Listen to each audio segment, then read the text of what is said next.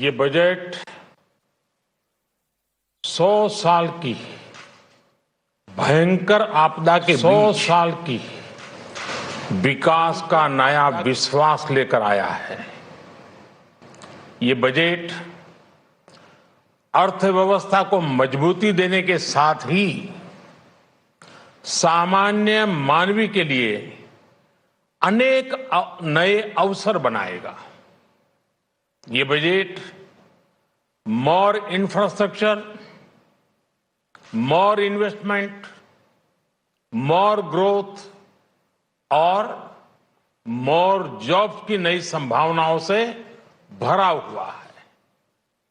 और एक नया क्षेत्र और खुला है और वो है ग्रीन जॉब्स का। ये बजट तत्कालीन आवश्यकताओं का भी समाधान करता है और देश के युवाओं के उज्जवल भविष्य को भी सुनिश्चित करता है। ये पिछले कुछ घंटों से देख रहा हूं जिस प्रकार से इस बजट का हर क्षेत्र में स्वागत हुआ है। सामान्य मानवी की जो सकारात्मक प्रतिक्रिया आई है उसने जनता जनार्दन की सेवा का हमारा उत्साह अनेक गुना बढ़ा दिया है।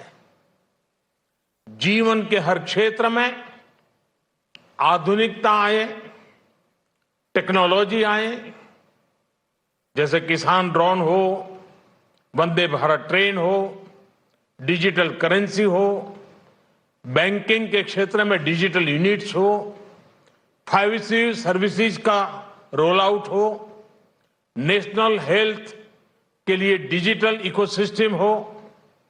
इनका लाभ हमारे युवा, हमारे मध्यम वर्ग, गरीब, दलित, पिछड़े, ये सभी वर्गों को मिलेगा।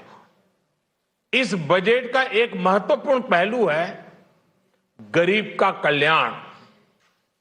हर गरीब के पास पक्का घर हो, नल से जल आता हो, उसके पास शौचालय हो, गैस की सुविधा हो, इन सभी पर विशेष ध्यान दिया गया है।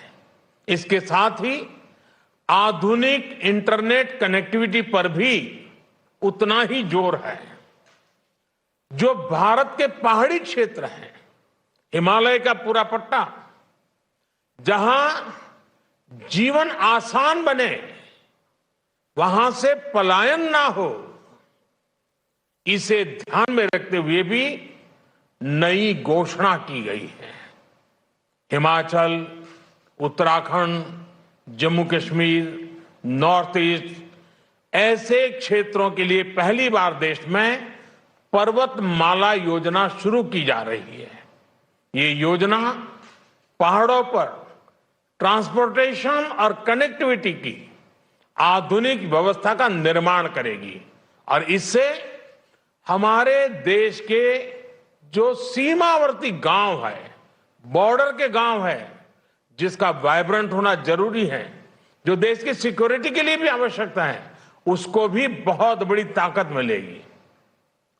भारत के कोटि कोटि जनों की आस्था मां गंगा की सफाई के साथ साथ किसानों के कल्याण के लिए एक महत्वपूर्ण कदम उठाया गया है।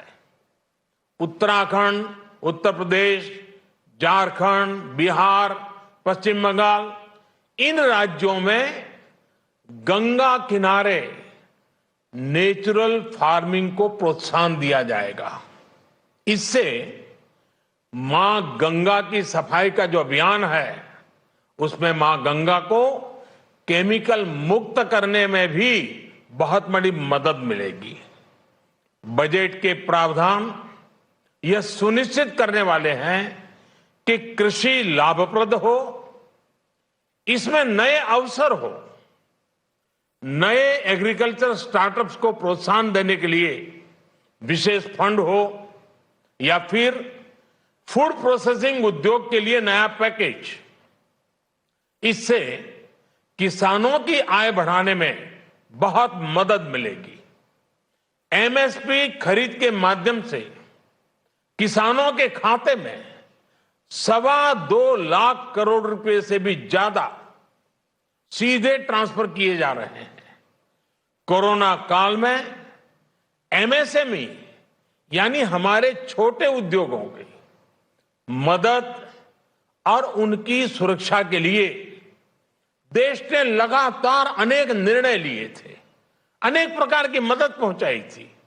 इस बजट में क्रेडिट गारंटी में रिकॉर्ड वृद्धि के साथ ही कई नई योजनाओं का ऐलान किया गया है। डिफेंस के कैपिटल बजट का 68% डोमेस्टिक इंडस्ट्री को रिजर्व करने का भी बड़ा लाभ भारत के एमएसएमई सेक्टर को मिलेगा। ये आत्मनिर्भरता की तरफ बहुत बड़ा मजबूत कदम है।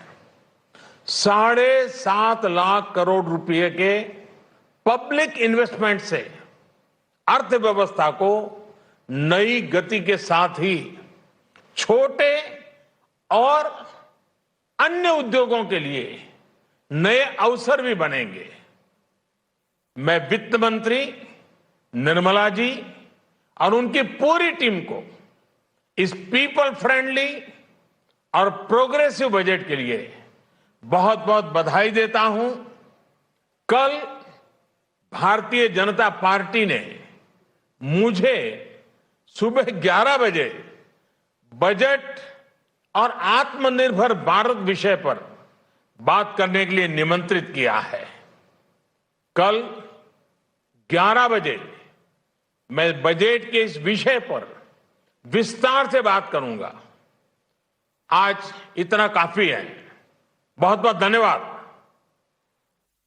Prime Minister Narendra Modi, talking about the union budget, hails the budget, calling it a progressive one, says it creates a lot of opportunity for small and medium enterprises and farmers.